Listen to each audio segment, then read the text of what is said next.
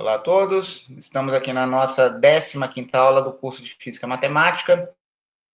Continuamos com teoria de distribuições e hoje nós vamos finalizar a discussão sobre mudança de variável em distribuições, em particular na delta de Dirac, e vamos comentar algumas coisinhas sobre propriedades que dependem do que a gente vai chamar de suporte de uma distribuição, certo?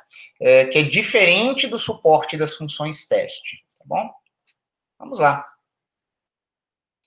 Nós estamos ainda numa grande seção de propriedades de distribuições e, na aula anterior, nós tínhamos falado sobre mudança de variável em distribuições. Nós poderíamos resumir o resultado da aula passada da seguinte forma.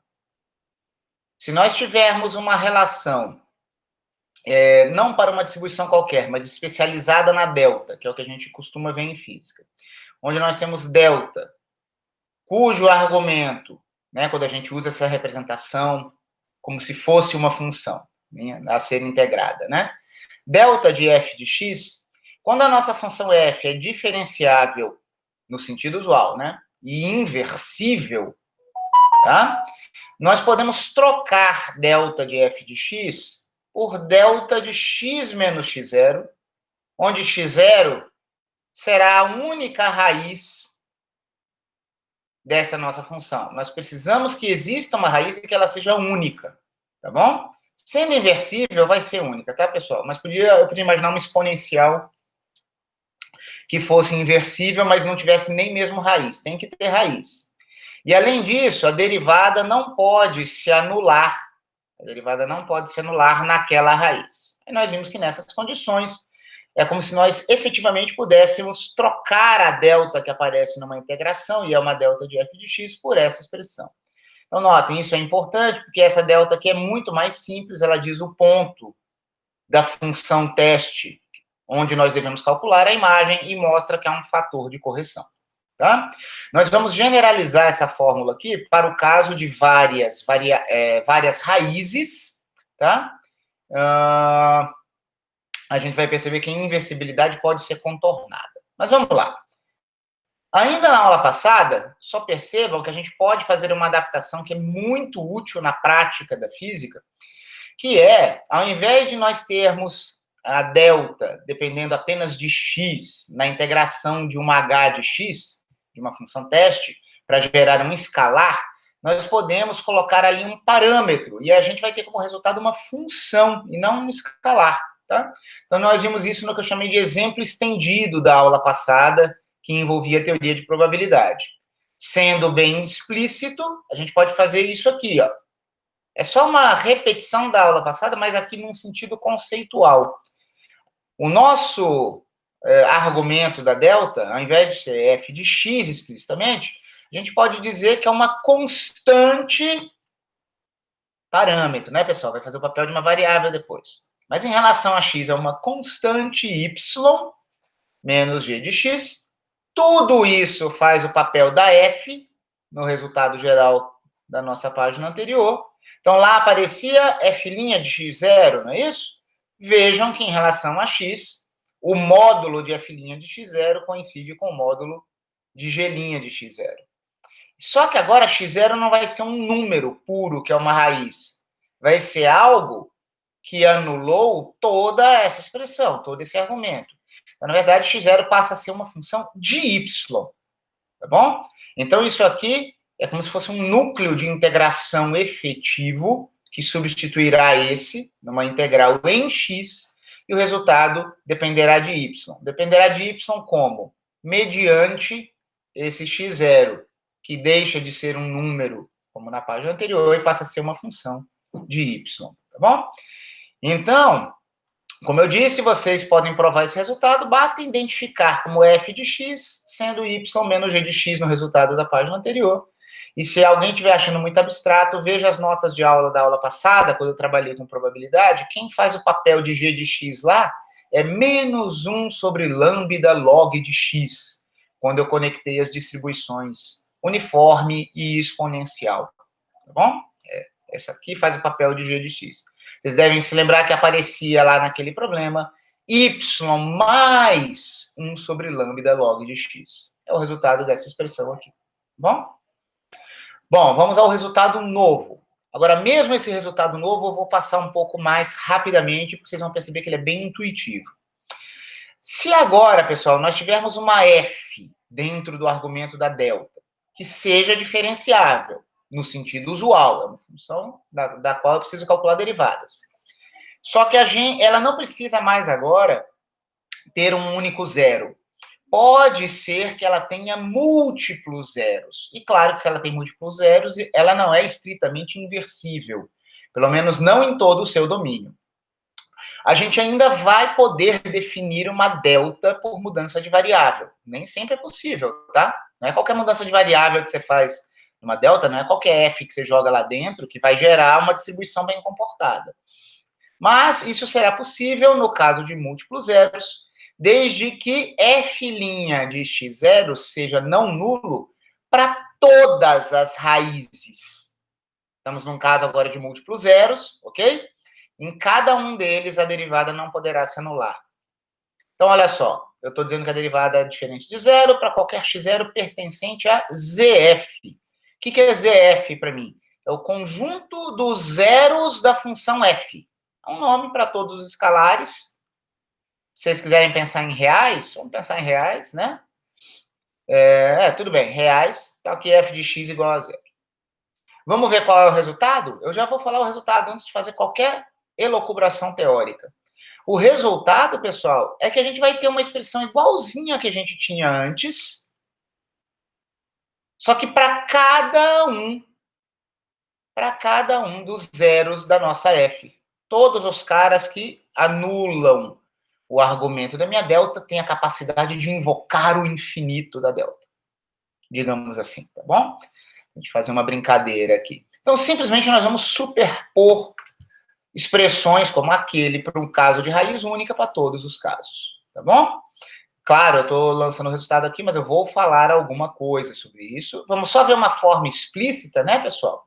A gente está escrevendo aqui o que acontece com essa pseudo-função delta de uma f de x. Nem mesmo a delta é uma função, não ia ser a delta da f que seria, certo?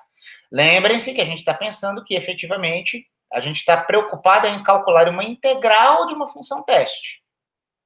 E aí, esse resultado aqui, explicitamente, aplicado à função teste, será a soma em todos os zeros da função do que a gente tem ali em cima, só que quando essa delta aqui, uma delas, né, são várias, agir em cada h, vai pegar os valores da função teste nos pontos.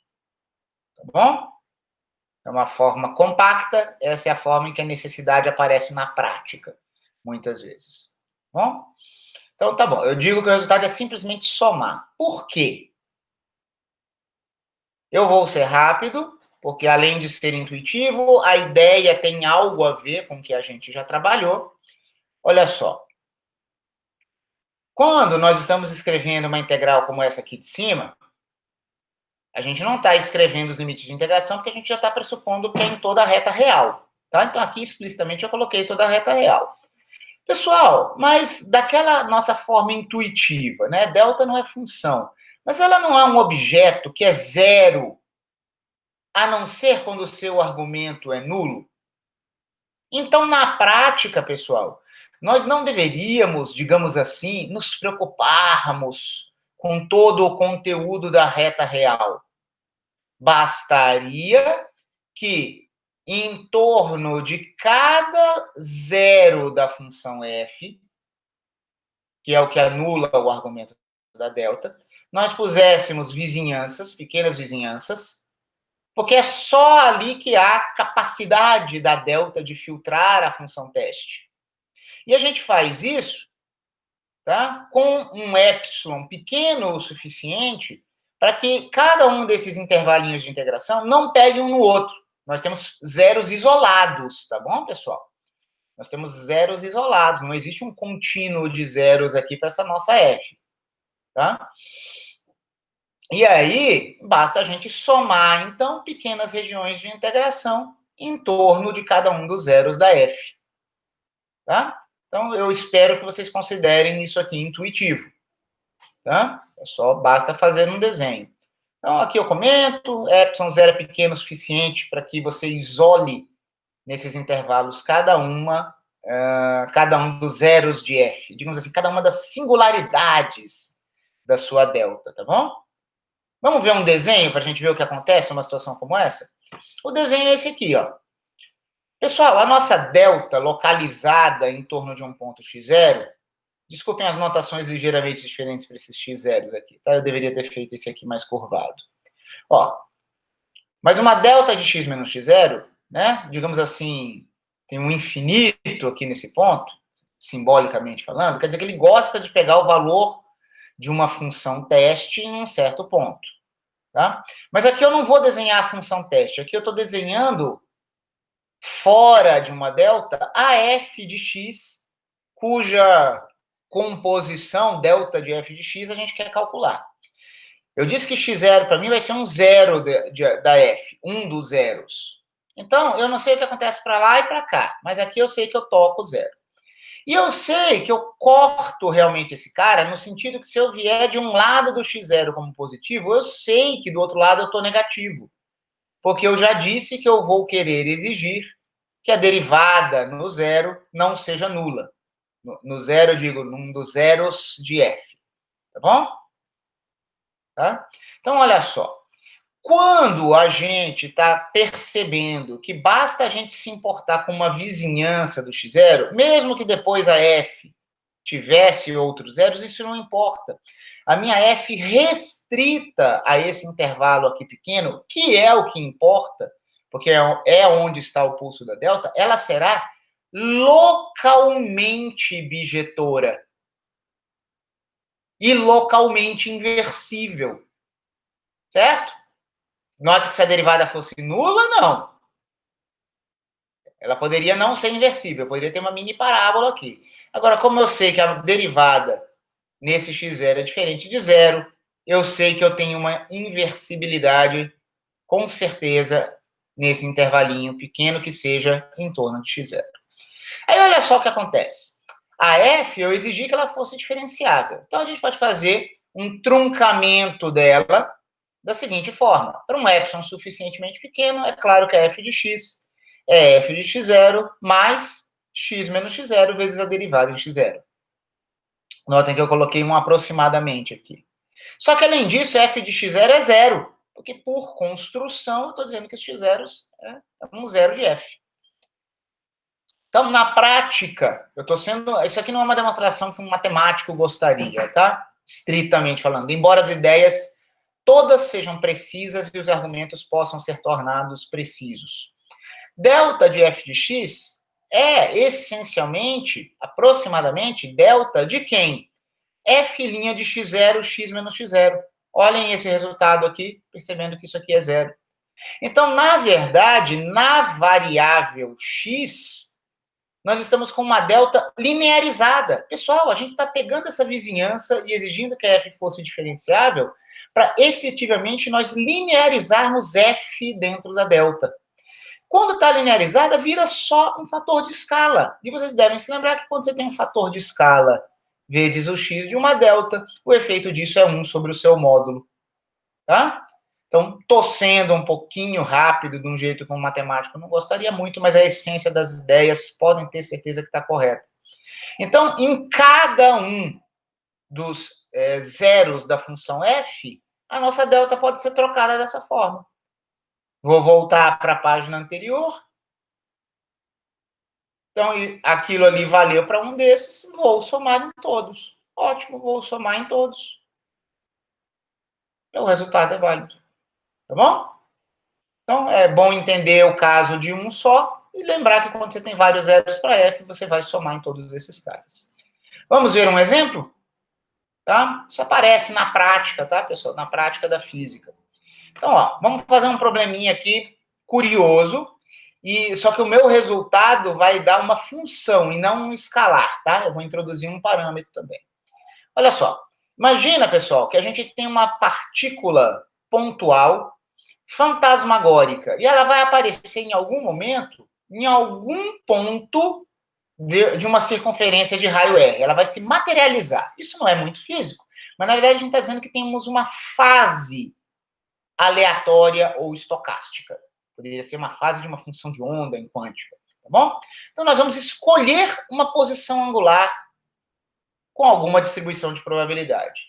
Será uma distribuição de probabilidade uniforme, pessoal. Então, eu estou inventando aqui um problema em que eu tenho uma partícula pontual com, né, numa circunferência de raio R com coordenada angular uniformemente distribuída. O que a gente pode falar sobre ela? Certo?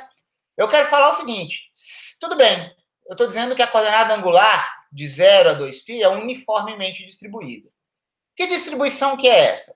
Pessoal, é 1 sobre 2π, porque nós temos um ângulo que varia de 1 a 2π, e nós gostaríamos de ter aqui uma função dessa nossa coordenada angular, certo? Que integrada, probabilisticamente, em todas as possibilidades, desse em 1.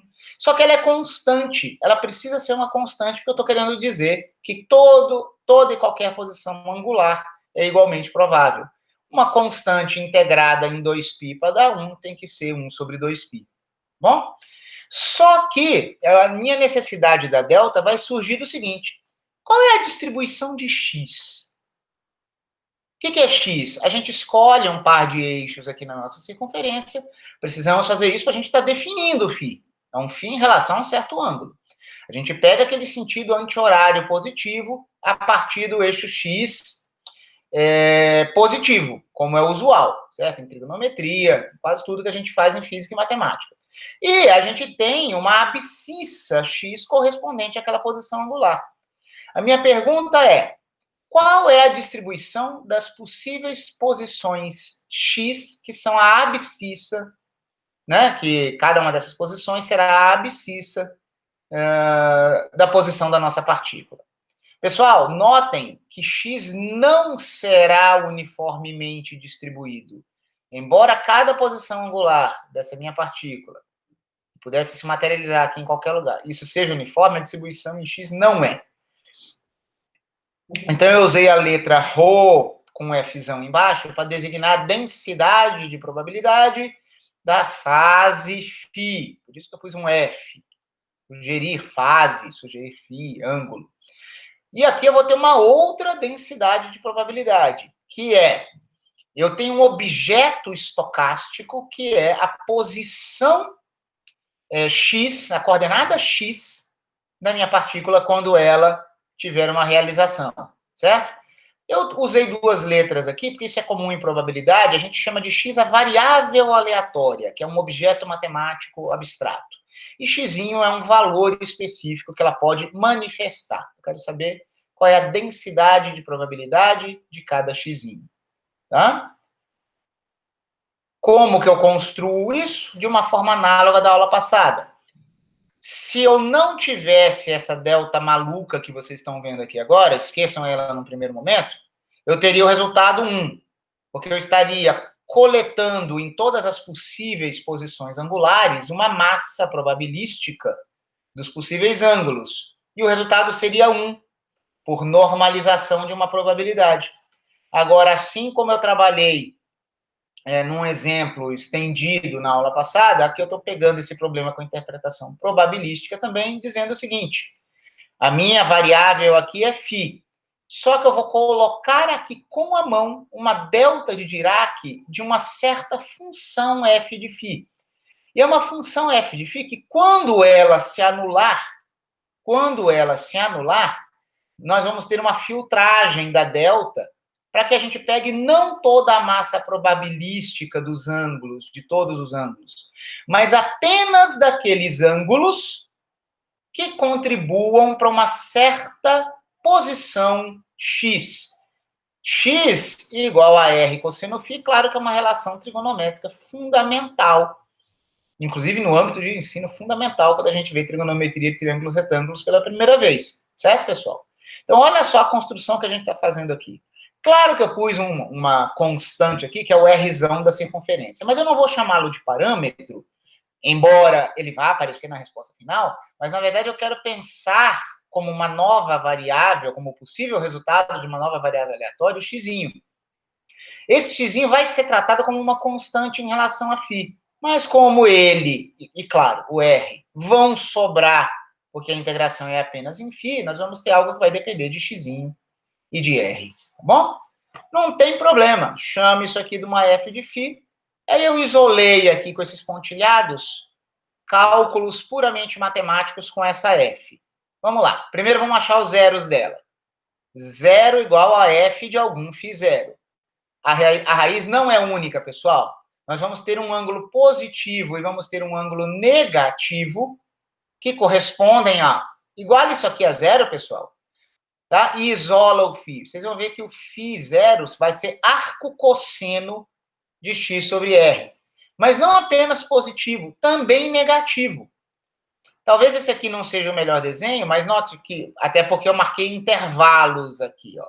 Mas imagine, para cada x que você imaginar, existe um ângulo positivo, que corresponderia àquela posição, mas também tem um ângulo negativo, que corresponde à mesma posição. Então, isso se manifesta aqui pelo fato de nós termos duas raízes. Então, ao invés de falar de um único φ0, eu vou falar de um φ0 mais e num φ0 menos. E pela simetria da situação, um é exatamente o oposto do outro. Vejamos quem é a derivada dessa minha função f de φ. Ora, se x menos r cosseno φ é minha função, a derivada em relação a φ é mais r seno φ. Qual é o valor da derivada nessas duas raízes? Em φ0 mais, olha o que vai acontecer. O Rzão está aqui, ó. Eu quero seno do φ0 mais. Eu quero seno do ângulo cujo cosseno é x sobre r. Ora, seno quadrado mais cosseno quadrado igual a 1. Se eu vou isolar o seno é raiz de 1 menos cosseno ao quadrado. Ou menos raiz de 1 menos cosseno ao quadrado.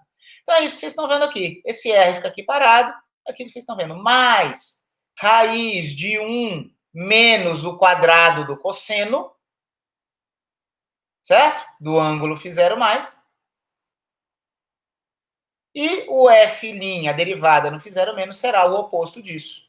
Notem que esse r ele pode entrar na raiz elevada ao quadrado, e a nossa resposta será que as minhas derivadas, uma delas vale mais raiz de r quadrado menos x quadrado, e a outra vale o oposto. Tá bom? Por que eu calculei isso aqui? Porque são esses caras que a gente tem que jogar na nossa fórmula. Qual que é a expressão da nossa fórmula aqui? Olha só. Deixa eu voltar aqui para cima. Ó, eu expressei a relação entre as duas densidades de probabilidade por uma integral com uma delta de uma função. Tá bom? Eu disse que o resultado dessa integral, que é isso, certo? Será a soma em todas as raízes daquelas deltas mais elementares, não é isso? Deixa eu voltar aqui um pouquinho. Só que eu vou usar essa relação aqui, ó. Eu já vou estar aplicando isso numa função h. É que a função h aqui é aquela distribuição da fase, pessoal. É aquela ρf. Quem vai fazer o papel da h vai ser a ρ de f. Voltemos. Calculamos tudo isso aqui, vamos calcular. O resultado da minha integral, vai ser algo que vai depender de x, será 1 sobre o módulo da derivada da primeira raiz, aqui, vezes o valor da minha função naquele zero do argumento da delta. Só que esse aqui foi um dos zeros do argumento da minha delta. Tem uma outra. Então, eu tenho que fazer agora 1 sobre o módulo da derivada no outro ponto. Uau, olha que coisa bonitinha e simétrica. A minha derivada agora no ponto φ0 menos é o oposto da primeira que a gente considerou. E o módulo vai tornar esses caras iguais. Havia uma expressão do tipo h de x0 na expressão geral que a gente tinha lá atrás. Quem faz o papel de h é ρf. Agora eu devo calcular ρf na outra raiz, né? no outro zero do argumento da nossa delta. Só que a nossa ρf, pessoal, ela era constante. Então, não importa se é o φ0 mais ou é o φ0 menos. Vai dar 1 sobre 2π. Tanto esse cara quanto este, ambos são iguais a 1 sobre 2π. 1 sobre módulo da derivada no ponto, as derivadas não são iguais, mas os seus módulos são.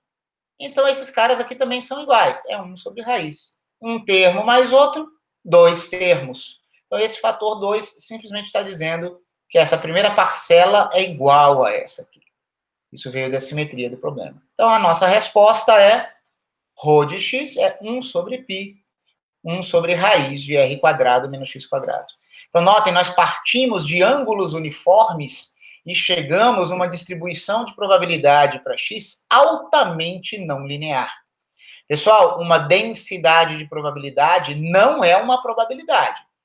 A gente tem que multiplicar isso aqui por ΔX, vai ser ρ de xzinho, uma certa posição xzinho, vezes ΔX pequeno, que vai dizer para mim, aproximadamente, para um ΔX pequeno, na verdade é um processo limite, qual é a probabilidade de eu cair aqui. Então, notem que quando x está próximo das extremidades, próximo de mais r ou menos r, essa densidade de probabilidade assume valores muito altos. Claro, né, pessoal? É mais provável que você encontre, em termos de abscissas, você encontre a posição x, né, a coordenada x da sua partícula perto das extremidades, do que perto do meio. Tá bom? Por que isso é claro? Porque a gente tem uma analogia, pessoal, com um movimento circular uniforme determinístico. Notem, eu não falei aqui de uma trajetória, eu falei que a partícula, às vezes está aqui, às vezes está aqui, às vezes está aqui.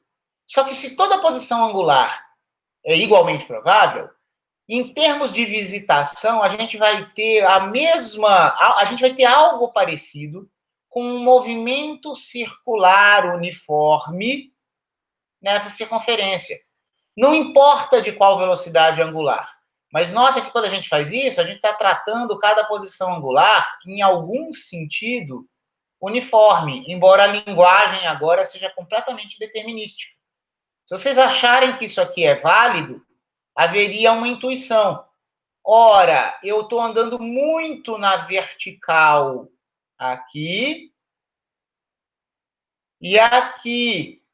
Então, eu ando pouco em x aqui. Ou se vocês pensarem no movimento harmônico, eu venho, velocidade se anula, eu demoro, eu venho, ganho energia, velocidade máxima, eu passo rapidinho pela origem, aí vem, perde energia cinética, perde, demora muito tempo na extremidade, aí a mola te puxa de novo, e você ganha velocidade máxima. Então, nota, a sua velocidade em x é muito baixa nas extremidades, então realmente a gente demora muito mais nas abscissas mais distantes da origem. E isso está expresso aqui nesse resultado.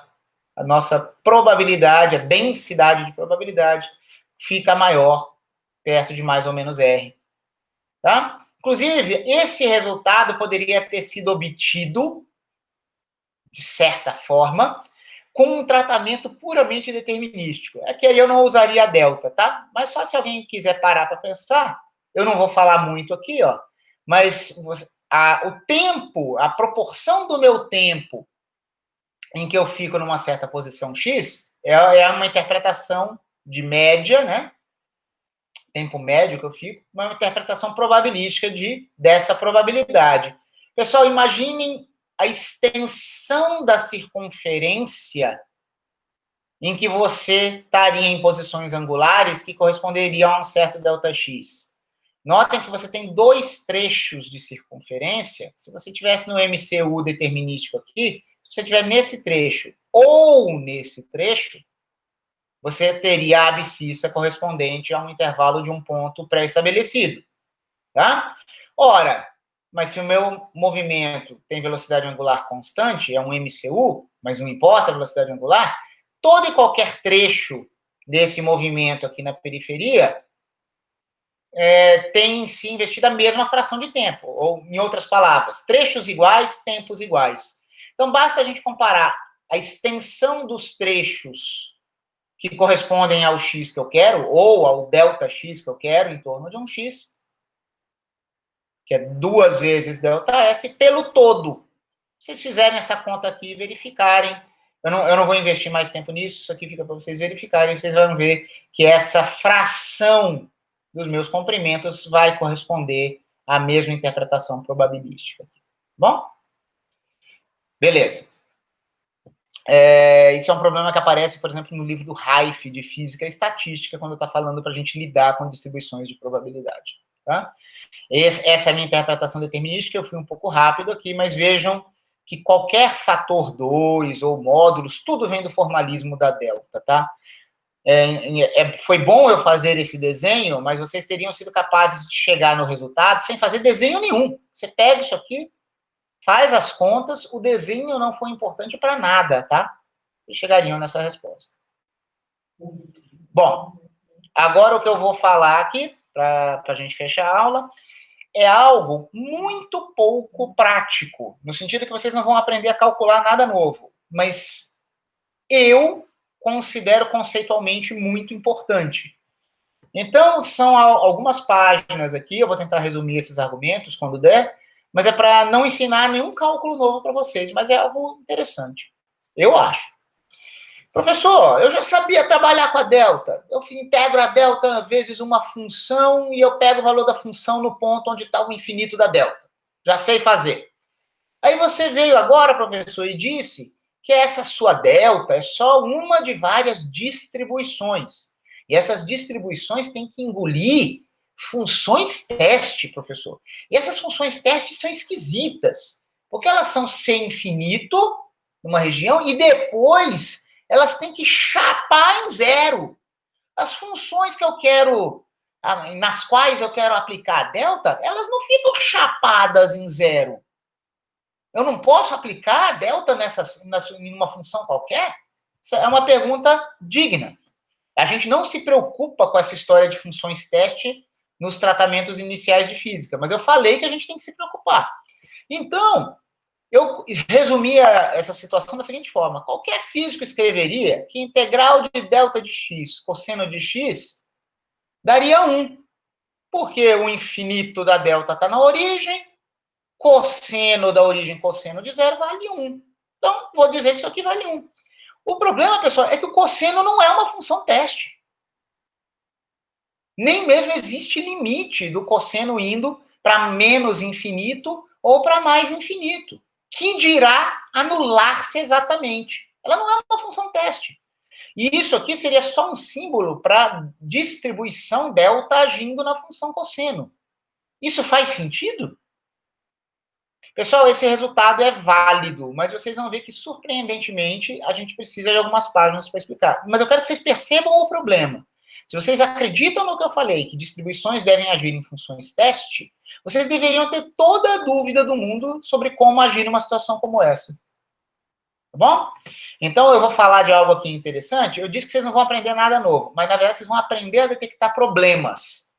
Não é qualquer distribuição que vai poder agir numa função que não seja teste. Algumas poderão. Vamos ver o que a delta tem de especial que faz com que ela possa agir no cosseno. Eu já vou adiantar o que é. A delta, a função teste, em geral, quando a gente conceitualiza uma distribuição, ela seria responsável por lidar com o infinito. A gente exige que as funções teste se anulem fora de um suporte compacto, exatamente para que ela anule os efeitos de borda, os efeitos de superfície no infinito, tá bom? Mas, se você tiver uma distribuição que ela dê conta de anular o infinito, aí você vai poder ter funções que não sejam exatamente teste, porque o problema do infinito estará sendo lidado pela distribuição. Essa é a essência do que eu quero passar para vocês. Se a sua distribuição em questão, se ela mata os infinitos, beleza, ela vai poder agir em algumas funções que não sejam funções teste. Isso talvez seja suficiente para muita gente, mas eu vou falar mais coisas. Bom? Pessoal, nós já tínhamos falado sobre suporte de uma função teste. Suporte, né? A função teste é a que é engolida por uma distribuição para gerar um escalar. Agora a gente vai falar de uma outra ideia. A gente vai falar no suporte de uma distribuição. Então vamos lá. Ó, informalmente, isso aqui não é matemática, tá? O suporte de uma distribuição. Pessoal, eu digo aqui uma distribuição T, que pertence ao dual topológico do Rn, é porque seria uma distribuição que engoliria funções do Rn nos complexos, né? Então vamos lá. Informalmente, o suporte de uma distribuição, no sentido bem geral, é o subconjunto do Rn, onde a sua distribuição sente as funções teste. É por isso que isso aqui é informal e não é matemática, tá? Como assim sente a função teste, professor? Ó, vamos ver uma afirmação aqui, ó. Eu ainda não defini formalmente, só informalmente, mas vocês vão entender a ideia. O suporte de uma delta de Dirac deslocada, delta de A, que a gente poderia escrever como delta de x menos A, num certo ponto, é A. Porque A é o único ponto que importa para a minha distribuição delta deslocada quando ela tentar engolir uma função teste. Ó, uma função teste tem aquelas melecas, né? Ela se anula exatamente muito longe, blá, blá, blá. Mas só o que importa para mim é o H de A. Então, eu só sinto a minha função teste no ponto A. Então, com essa delta de x menos A, minha delta deslocada, delta de A. Então, o suporte é A. Pessoal, as distribuições não dependem de x, a gente sempre fala isso, distribuições engolem funções teste, só que na prática, né, a gente fazer o infinito da delta diz que tem algo especial no x, ou no Rn em geral, certo? Das nossas distribuições. Então, aqui o suporte da distribuição é A. Nota que isso não tem nada a ver com o suporte de uma ou de outra função teste engolida. É o único ponto onde essa distribuição sente as suas funções teste que virarão comidinha para ele. Bom? Pessoal, vamos ver aqui um outro exemplo. Ó, eu estou apresentando aqui uma nova distribuição para vocês, porque é conveniente para discutir essa ideia de suporte. Existe uma distribuição singular digna de atenção chamada pente de Dirac. Em inglês é Dirac-Coombe, tá? A representação dela é assim, ó. Para cada inteiro, você tem um pico delta infinito. Para cada um dos inteiros na reta real. Então, isso lembraria um pente. Tá bom? Com as suas várias serdinhas paralelas. E isso inspira o uso dessa letra aqui do alfabeto cirílico, chamada Chá. É um M de cabeça para baixo, tá, pessoal? É um M retão de cabeça para baixo. O nome dela é Chá. Ó, e ela é definida como sendo a soma de várias deltas deslocadas em todos os inteiros. Tá? Se a gente fosse usar a notação que sugere a dependência em x, chá de x seria a soma de delta de x menos n, onde n percorreria todos os inteiros. Foi isso que eu já mostrei aqui para vocês. Tá bom? O suporte do pente de Dirac, pessoal, o suporte do pente de Dirac é todo o conjunto dos inteiros. Tá bom? Então, olhem o contraste, certo? Temos aqui um suporte singleto, mas podemos ter algo infinito e ilimitado. Aí eu vou comentar aqui, eu acho que eu preciso agilizar, mas vamos lá. Pessoal, duas distribuições, elas só são iguais, a gente só diz que elas são iguais, se elas geram o mesmo escalar para toda e qualquer função teste que elas engulam. Só que a gente pode criar um conceito novo, quer dizer que duas distribuições podem ser iguais ou não em um certo aberto, em um certo conjunto aberto. Então, a gente vai falar isso se essas duas distribuições, no caso T e S, gerarem o mesmo escalar quando engolem uma função teste para qualquer função teste que só faça sentido no aberto ômega que você está falando. Como é que é? Pessoal, olha só, vamos ver um exemplo direto e reto para isso. imagine aqui o intervalo numérico da reta real entre os números 2,2 e 3,1. Pessoal, neste aberto, eu não estou olhando em toda a reta real, neste aberto, a delta deslocada, delta 3, e o pente de Dirac são iguais, são distribuições iguais. O que eu quero dizer com isso? 2,2 e 3. Existe entre esses dois números um pico infinito da delta 3, porque 3 está dentro desse intervalo. E, como o pente de Dirac tem picos infinitos em todos os inteiros, ele também tem um cara aqui, e é no 3 também, porque o 3 é o único inteiro dentro desse intervalo. Então, se eu prestasse atenção só nesse intervalo, pessoal, o efeito dessas duas distribuições sobre funções teste que se anulam fora desse intervalo aqui é o mesmo. Pessoal, a gente quebrou o pente. O nosso pentezinho de Dirac tem infinitas sardinhas. A gente quebrou infinitas, mas deixou uma. Exatamente no 3. Por quê? Porque o resto dos dentinhos do pente, nesse intervalo, não importa. Então, qualquer que seja a função teste que se anule fora desse intervalo, né? Esses caras vão ter efeitos iguais. Então, essa é a ideia de duas distribuições iguais num certo conjunto aberto. Estou ilustrando aqui no intervalo. Tá bom? Além disso, pessoal, essas mesmas duas distribuições, elas também são iguais entre si num outro intervalo, que é o intervalo 2,2 e 2,9. Professor, mas essa aqui tem um infinito em 3 e essa aqui só tem em inteiros, e não tem nenhum inteiro ali dentro. Isso aí vai dar zero. Ela não sente, essas duas distribuições não sentem as funções teste. De jeito nenhum, dá zero. É verdade, dá zero. Portanto, neste outro intervalo aberto, elas são iguais entre si e iguais à distribuição nula. Uma distribuição nula naquele intervalo que define. Não interessa quem seja a função teste, eu vou cuspir zero. Bom? Então, esse conceito de distribuições iguais em certos abertos é importante e distribuições podem ser iguais a distribuições nulas. Por que eu estou falando isso? Porque eu vou falar algo aqui que seria desnecessário no nível intuitivo. É que eu não defini o suporte de uma distribuição no sentido técnico. Eu falei lá que era o conjunto dos pontos do Rn onde a distribuição sentia as funções teste. Eu não posso deixar isso como uma definição.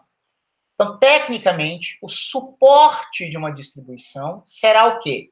Será o complemento, vai ser a sobra, do quê? Da união de todos os abertos em que a distribuição em questão é igual à distribuição nula. Pense em todos os abertos do Rn, onde a sua distribuição T não sente nada de função teste nenhuma, que dá zero. Para delta de Dirac, pessoal, onde é zero? Do menos infinito até a origem aberto e da origem aberto até o mais infinito. Tudo bem? São dois intervalos semi-infinitos aí. Tá? Qual é o complemento disso?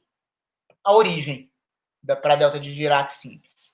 Tá? Então, é uma definição técnica, mas é isso. Imagine um aberto em que a sua T seja igual à distribuição nula. Tá bom, imagine todos. Una todos. União de abertos é um aberto. O complemento disso é um fechado. Então, o suporte de uma distribuição é um conjunto fechado no Rn. Certo? É todo e qualquer lugar onde a sua distribuição, sente alguma função no teste. Uf. Nossa, professor, precisa de tudo isso? Vamos lá. Vamos agora à motivação que eu dei. A motivação que eu dei eu posso integrar a delta num cosseno? Pessoal, distribuições de suporte compacto, por favor, não confundam com o suporte compacto que sempre tem que existir para as funções teste. Agora eu estou falando do suporte de uma distribuição. Notem que distribuições podem ter suportes fechados e limitados, no Rn é isso que é compacto, como a delta deslocada, que era um singleto. Mas, como o pente de Dirac, pode ser que eu tenha um suporte que não é compacto, que não é limitado. Tudo bem? Se a sua distribuição tiver um suporte compacto, que para o RN isso é fechado e limitado, ela, em algum sentido, ela se anula no infinito e ela vai dar conta de uma função que não seja teste, que não se anule no infinito. Então, distribuições com suporte compacto podem agir sobre funções que são suaves, mas não teste. Lembrem que essa notação aqui é o espaço das funções suaves especiais, no sentido que elas têm suporte compacto, que são as nossas funções teste. Tá? Então, essencialmente, é por causa disso. Pessoal, aqui, só olhem para a figura. Eu vou precisar acelerar aqui agora, mas o fato é, toda e qualquer distribuição de suporte compacto, ela é igual a uma outra distribuição, que é o produto dela por uma função teste especial. Olha só, imagina que você tem uma distribuição T que tem um suporte compacto. Pessoal, eu não estou dizendo que ela é infinita, eu não sei se tem pico delta aqui, estou dizendo que esse aqui, esquematicamente, seria o conjunto de pontos, por exemplo, da reta real, se eu estivesse no R1, certo? Onde a minha distribuição T sente funções teste, certo? Suporte compacto. Eu sempre posso imaginar uma função teste que não é a que a T vai engolir. Não é a que a T vai engolir. Mas é alguém que vai operar em T. Essa função teste auxiliar, ela é 1, cravado 1, em todos os pontos X, onde a minha distribuição T sente as funções teste dela. E, depois de algum tempo, essa minha função teste auxiliar H-til, ela se anula. Não importa essa regiãozinha aqui, onde é a minha função teste auxiliar, não é nem 0 nem 1. Não interessa, porque aqui a T não vai fazer nada. A minha T cuida de anular tudo que estiver fora daqui. E aqui dentro ela não é alterada. Então, olha só o que eu vou fazer. Eu quero dizer... Lembra que eu falei de um conceito agora de igualdade de distribuições? Pessoal, a distribuição T de suporte compacto, ela é igual ao produto da função suave H-til por T. Porque a H-til por T não mexe com a T, porque ela é 1, nos pontos onde a T sentiria as funções teste. E depois de algum tempo ela anula. Então, essa distribuição é igual a uma distribuição T se a T tiver suporte compacto. O que eu quero dizer com isso? Quando a sua distribuição T for agir em alguma função teste H, isso é a mesma coisa que essa distribuição igual a ela agindo naquela H. Mas espera aí, essa história de fazer produto de função por distribuição, a gente já viu. A gente viu que quando isso acontece, a gente define isso como sendo a distribuição original agindo nesta função. Quando a gente viu isso, essa aqui era arbitrária, tá? Vezes a teste. Tá aqui. Mas peraí, se eu posso pegar o produto dessa por essa, e essa aqui eu construí como sendo uma teste, então peraí, então aqui para eu engolir não precisava ser uma função teste, podia ser uma função suave, mas não precisava ser teste. Porque se o efeito disso aqui é jogar essa função teste auxiliar, que foi construída com base no T, para cá, o produto de uma função sem infinito por uma função teste é uma função teste. Então, isso pode servir como uma nova definição. Faz sentido escrever uma distribuição de suporte compacto agindo numa função alfa que não precisa ser teste, que pode ser apenas suave. Como que eu vou definir isso? Eu vou dizer que a ação dessa nessa é a ação dela sobre uma função teste efetiva. Porque eu teria pego uma função teste que é a que não altera ela, e a ação, portanto, aqui fica definida sobre uma função teste, e isso é uma construção bem definida. Pessoal, por que o produto de uma função suave mas que não é teste, vezes uma função teste, dá teste. Pessoal, uma função teste é sem infinito também. Sem infinito vezes sem infinito, dá uma função sem infinito, dá uma função suave. E se essa função se anula fora de um compacto, isso, nesse produto, isso também vai anular. Então, esse produto é uma função teste. Talvez tenha sido muito confuso e muito abstrato o que eu tenha dito aqui para muitos de vocês. Esse argumento não existe em livro nenhum, certo? Não é nada fantástico também.